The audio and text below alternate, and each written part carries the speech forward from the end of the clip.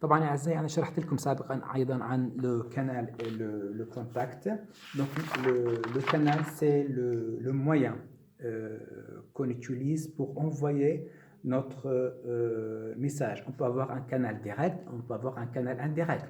Par exemple maintenant, je fais mon cours en ligne, donc ça c'est un canal indirect. Pourquoi? Parce que vous ne pouvez pas poser des questions directement et je ne peux pas répondre à vos questions aussi en même temps. ما فينا نجاوب على اسئلتكم بنفس الوقت اللي انتم بتسالوا فيها. Donc il y a une communication, mais ça c'est une communication indirecte et le canal est un canal indirect. On a aussi le référent. J'ai déjà aussi parlé du référent. Donc vous vous rappelez لما اعطيتكم مثال بائع العلكه ممكن يدخل على الصف ويبيع علكه، فاحنا ما بنقدر نفهم ليش هو عم بيبيع علكه هون لانه اختلف le lieu, le temps et la personne. Donc je ne vais pas répéter tout ça. Donc le référent, la situation à laquelle renvoie le message, c'est-à-dire c'est la situation générale.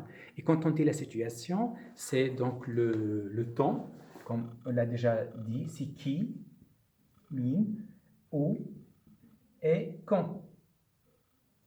Donc هذه العناصر الثلاث هي اللي بتحدد la situation qui est le référent.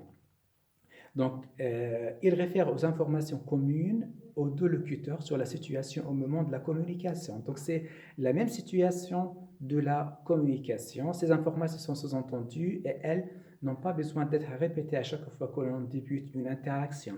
Quand je dis par exemple, j'ai rencontré Michel, il va à l'hôpital, il est malade, il rentre chez lui، فما فيني أعيد كل مرة ميشيل، خلاص بحكي il لأنه معروف أنا عن مين بحكي، فهو الريفérent dans mon message.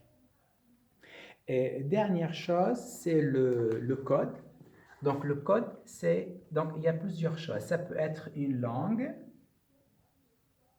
ça peut être une image, etc.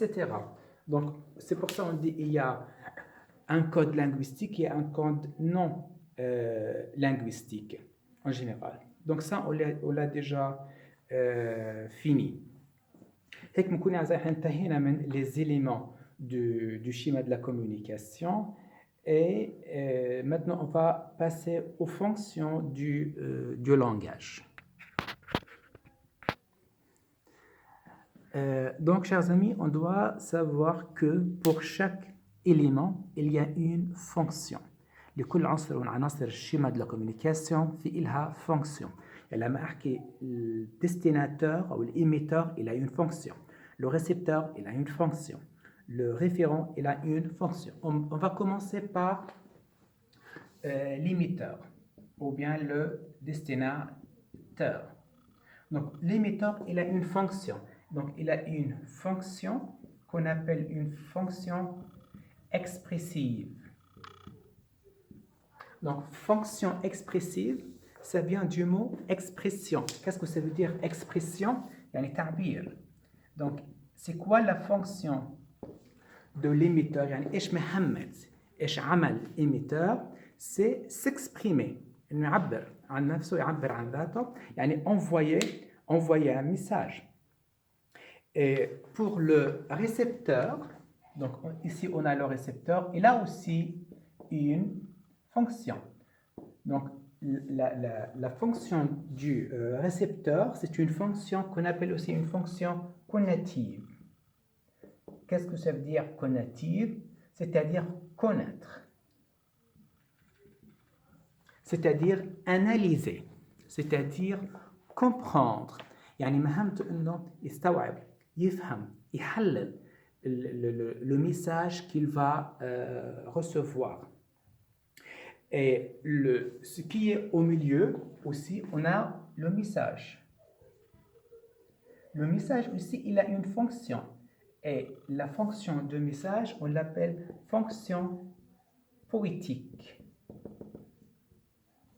Qu'est-ce que ça veut dire fonction poétique?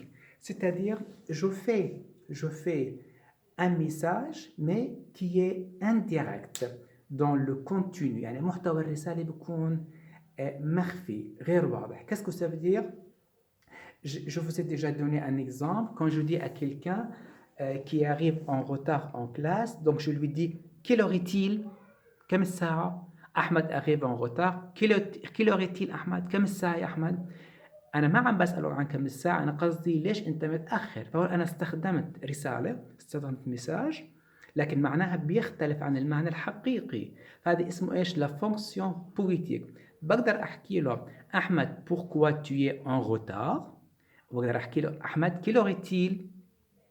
Donc dans ce cas-là, ça veut dire que j'utilise une fonction poétique de mon message. Donc, pour le canal, donc ici on a le canal. Le canal a une fonction relationnelle.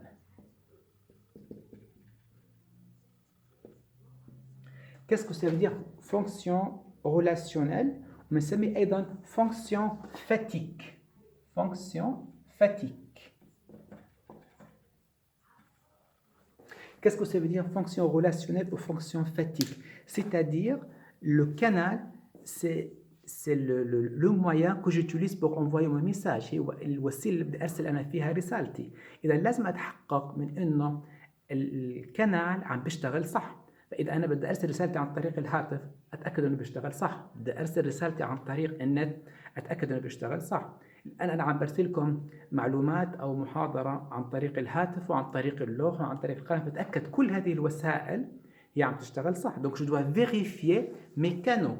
Qu'est-ce que ça veut dire vérifier؟ يعني أتأكد.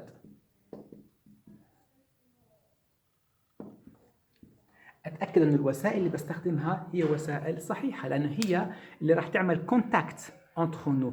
Donc on appelle ça une fonction relationnelle. Là, on appelle relation entre l'émetteur et le récepteur. Donc c'est vérifier le canal que je dois utiliser. Il nous reste aussi le code. Donc le code aussi a une fonction qu'on appelle fonction métalinguistique.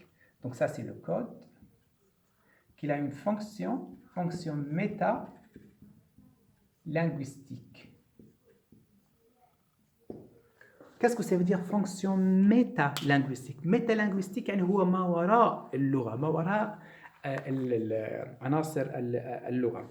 لو أنا مثلا عم بحكي مع واحد وشفت وجهه أصفر، بحكي له est-ce que tu es malade؟ est-ce que tu es malade؟ أنا ما عرفت، ما حكى إيش هو، لكن أنا عرفت من ملامح وجهه est-ce que tu es malade parce qu'il est pâle, parce qu'il est fatigué, etc. Donc on appelle ça fonction métalinguistique quand j'utilise la langue aussi pour parler de la langue. Qu'est-ce que ça veut dire j'utilise la langue pour parler de la langue؟ يعني إذا أنا بدي أشرح اللغة راح أضطر أستخدم اللغة. أنا الآن عم بعطيكم معلومات عن اللغة وعم بستخدم اللغة حتى أشرح فيها اللغة. إذا أنا j'utilise la langue pour parler de la langue. فإذا قلت مثلا أحمد مريض، الآن أحمد مريض، فإذا قلت لك أحمد هو فاعل، أنا عم بستخدم ميتالانغويستيك. مريض هو حال، عم بستخدم الميتالانغويستيك. Je vais à l'école. Je c'est un sujet métalinguistique. V c'est un verbe au présent, هذا métalinguistique. À l'école, A c'est une préposition, ça c'est métalinguistique. Donc la métalinguistique c'est utiliser la langue